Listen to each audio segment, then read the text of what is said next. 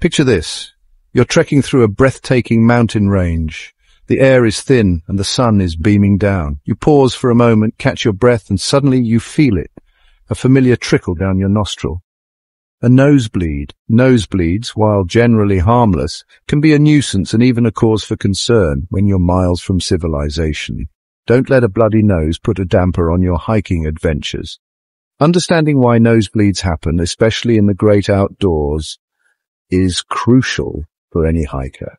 Knowing how to prevent and treat them can be the difference between a minor inconvenience and a ruined trip. Let's dive in and equip you with the knowledge to tackle this common hiking hazard head-on. Ever wondered why your nose seems to act up when you're high up in the mountains?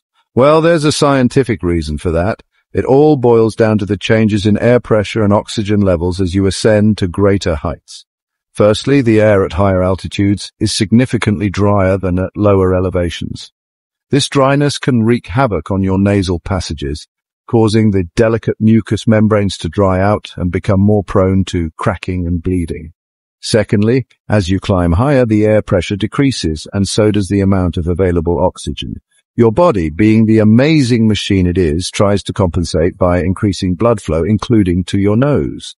This increased blood flow, coupled with the already fragile state of your nasal lining, can lead to a higher likelihood of a nosebleed. Thirdly, rapid temperature changes, often experienced while transitioning from a warm valley to a chilly mountain peak, can also trigger nosebleeds.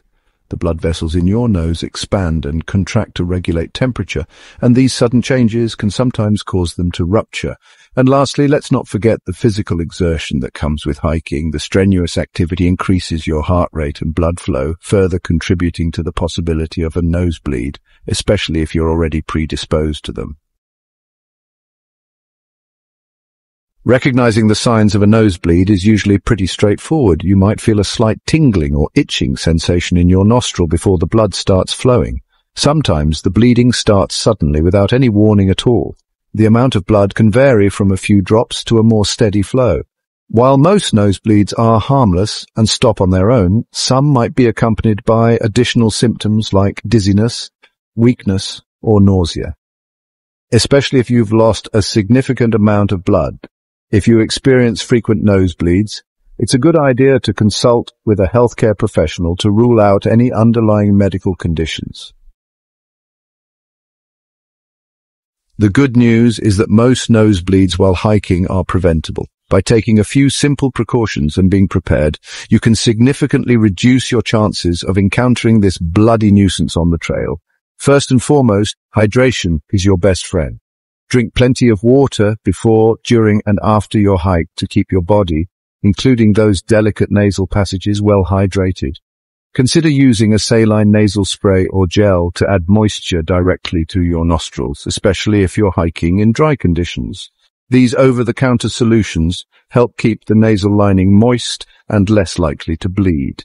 If you're prone to nosebleeds, wearing a face mask or buff over your nose and mouth while hiking can be beneficial. This helps create a more humid environment for your nostrils and protects them from dry air and dust particles. Remember to breathe through your nose as much as possible while hiking. This might seem counterintuitive, but breathing through your nose helps humidify the air you inhale, keeping your nasal passages moist. Section 5, First Aid 101, Stopping a Nosebleed on the Spot. Despite your best efforts at prevention, nosebleeds can still happen, but don't panic. Knowing how to handle a nosebleed on the trail is essential for any hiker. If you or someone you're hiking with gets a nosebleed, the first step is to stay calm and reassure the person. Find a comfortable spot to sit down and tilt their head slightly forward. Next, gently pinch the soft part of the nose just below the bony bridge using your thumb and index finger. Apply firm but gentle pressure and maintain it for about 10 to 15 minutes. Avoid blowing your nose during this time, as it can dislodge any blood clots and restart the bleeding. While applying pressure, encourage the person to breathe slowly and deeply through their mouth. You can also apply a cold compress or ice pack wrapped in a cloth to the bridge of the nose to help constrict blood vessels and slow down the bleeding. After 10 to 15 minutes, release the pressure slowly. If the bleeding hasn't stopped, reapply pressure for another 10 minutes. Most nosebleeds will subside with this simple first aid technique. Section 6. When to seek medical help. Better safe than sorry. While most nosebleeds are not serious and can be easily managed with basic first aid, there are situations when seeking medical attention is necessary. If a nosebleed lasts for more than 20 minutes despite continuous pressure, or if the bleeding is heavy or gushing, it's crucial to seek medical help immediately. Additionally, if the nosebleed is accompanied by other symptoms like dizziness, weakness, confusion, or shortness of breath, it could indicate a more serious underlying condition, and medical attention should be sought without delay. Remember, it's always better to err on the side of caution when it comes to your health and safety in the wilderness. Section 7. Essential gear for nosebleed prevention. As an avid hiker, you know that being prepared is paramount. When it comes to preventing nosebleeds on the trail, having the right gear can make a world of difference. Hydration pack. Staying hydrated is crucial for preventing nosebleeds, and a hydration pack allows you to sip water easily and regularly throughout your hike. Saline nasal spray or gel. These portable lifesavers are your secret weapon against dry nasal passages. Carry a small bottle in your first aid kit for on-the-go moisture. Face mask or buff.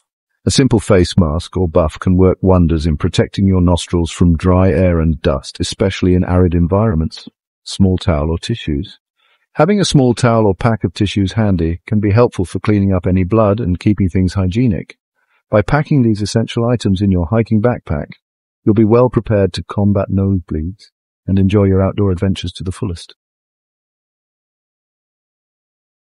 Section 8. Nosebleeds and children extra precautions. Children, with their still developing nasal passages, can be even more susceptible to nosebleeds, especially when exposed to the challenges of hiking at higher altitudes. If you're hiking with kids, it's extra important to be vigilant about prevention. Make sure they're drinking plenty of fluids, and consider using a saline nasal spray to keep their nostrils moist. Teach your children how to recognize the signs of a nosebleed and how to stop one using the simple techniques we've discussed. Carry extra tissues or wet wipes for easy cleanup, and always be patient and reassuring if they experience a nosebleed. Remember, a little preparation and a calm demeanor can go a long way in making sure everyone has a safe and enjoyable hiking experience. Section 9. Conclusion. Hike smart, stay safe. Nosebleeds, while generally harmless, can be an unwelcome interruption to your hiking adventures. By understanding the causes, recognizing the symptoms, and taking preventive measures, you can significantly reduce your chances of experiencing this common hiking hazard. Remember to stay hydrated, use a saline nasal spray or gel, consider wearing a face mask or buff, and pack a basic first aid kit with the essentials. Knowing how to handle a nosebleed on the trail is a valuable skill for any hiker, so gear up, stay informed, and hike on with confidence.